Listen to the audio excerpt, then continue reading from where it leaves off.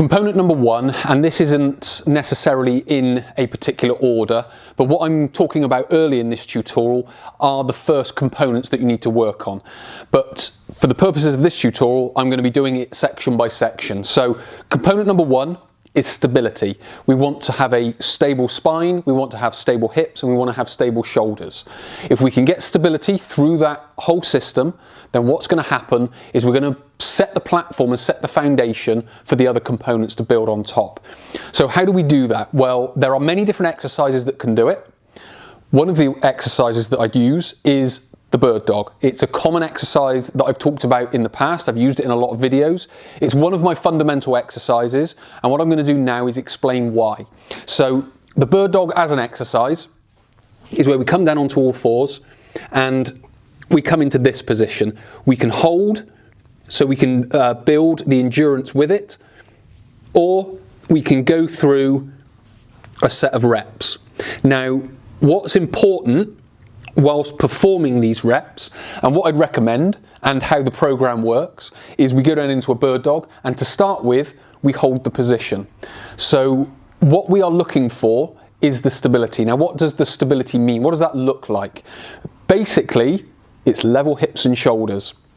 So what we don't want is we don't want to be lifting up and then wobbling from side to side, because that shows there's a degree of instability through the hip, through the spine, and through the shoulders. So what we need to be able to do first is, first of all, get that level. That's kind of goal number one.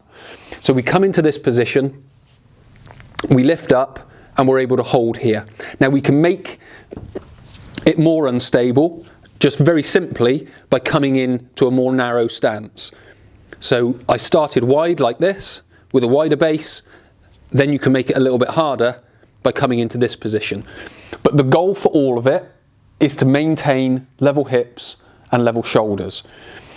Why is that why is that stability? Because the opposing muscles, when you lift an arm and a leg up, the opposing muscles, some have to heighten and some will reduce. And what you want is that to be balanced.